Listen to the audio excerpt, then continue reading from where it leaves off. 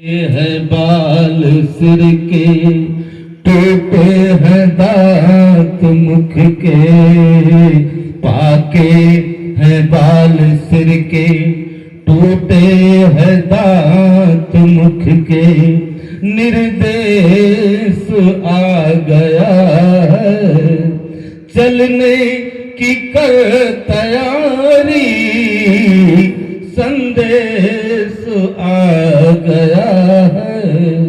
Sir कांपते हैं अब तो पग में की है पीड़ा, सर कांपते हैं अब तो पग में बढ़ी है पीड़ा, आदेश आ गया है चलने की कर तैयारी, संदेश आ गया है।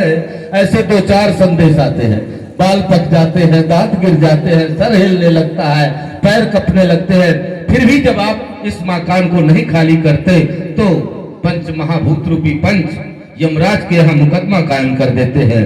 जब यमराज के दूत आपको पकड़ के लेके जाते हैं वहां धर्मराज के पास, वो पूछते हैं भाई आपका मकान ये कैसे है, आप क्यों नहीं खाली कर रहे? आप बोले श्रीमान ये मेरा मकान है, जबरदस्ती पंचायत भवन बता रहे हैं। बोले ठीक है आपका है, क्या प्रमाण है? बोले कुछ नहीं, प्रमाण तो कुछ नहीं। उन पंचभूतों से पूछा कि आपके पास क्या प्रमाण है, तो देखते देखते पांचों तत्व पांचों में विलीन हो जाते हैं। इससे अधिक और प्रमाण क्या चाहिए? तो पुनः 84 के चक्कर में वो ढकेल दिए जाते हैं, पुनः सूकर कुकर की योनियों में चले जाते हैं। इसलिए हे बंधुओं, यह सुंदर शुभ अवसर मिला है, यह मनुष्य शरीर बार बार नहीं मिलना, बड़े भाग्य से मिला है। इसको पाकर के भक्ति कर लो जो कल्याण का कारण है। न धनम सुख साधनम, धन आदिक से सुख नहीं मिलेगा, स्त्री पुत्र कलत्र आदिक से सुख नहीं मिलेगा। सुख है तो परमात्मा के श्री चरणों में, इसलिए उनमें मन लगाओ। ईश्वर भजन ही सार है, बाकी तो सब निस्सार है।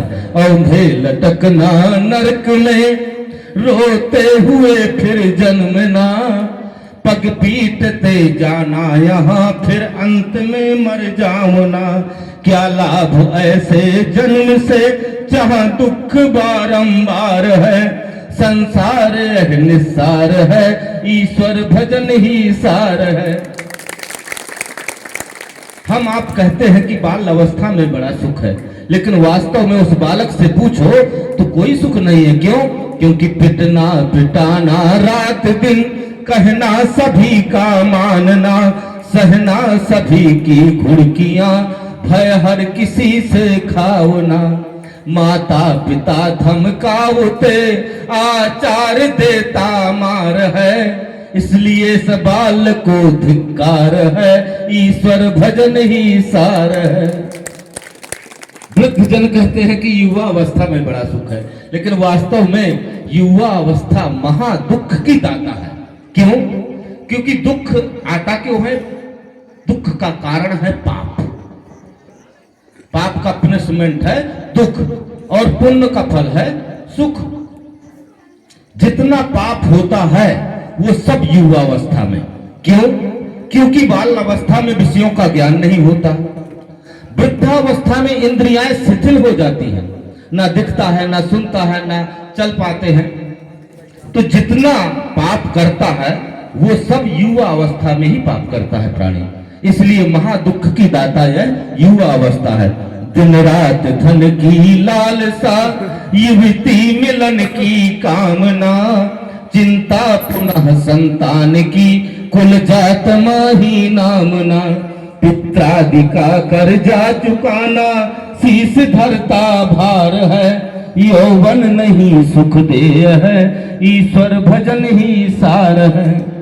जब बाल अवस्था में और युवा अवस्था में सुख नहीं, तो वृद्धावस्था में कहाँ सुख रखा है?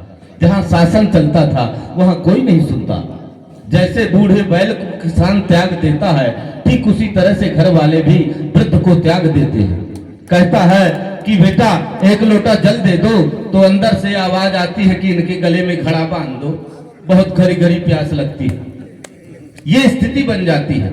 सब इंद्रियां होती शिथिल, तृष्णा अधिक बढ़ जाए है, ना ही बुढ़ापे माही भी प्राणी यहाँ सुख पाए है। तीनों अवस्था माही प्राणी पेलता नितहार है, तब देह से है लाभ क्या, ईश्वर भजन ही सार है। जैसे मुझे सुख दुख हो ऐसे सभी को होय है, ऐसा समझता धीर जो ज्ञानी अमानी सोय है। पीड़ा किसी को दे नहीं, पंडित वही होशियार है, उसी में मर्म है, ईश्वर भजन ही सार है। कहते हैं कि कामादि तीनों त्यागिए, मन कर्म वाणी से कामादि तीनों त्यागिए, ईर्ष्यादि सब तज दीजिए, चर अचर सब प्राणियों में ब्रह्म दर्शन कीजिए। चर प्राणी कहलाते हैं जो चलते फिरते हैं, अचर प्राणी है जो स्थिर है जैसे पेड़ पौधे इत्यादि।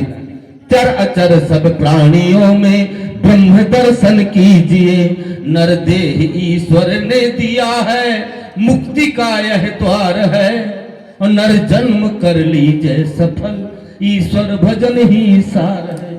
पीछे पछताने के अलावा कुछ भी शेष नहीं रहेगा। इसलिए मेरा बार बार आप लोगों से यही आग्रह है कि सब लोग परमात्मा के श्री चरणों में मन लगाओ, उसी में आप सबका कल्याण होगा। मेरी तरफ से पुनः आशीर्वाद।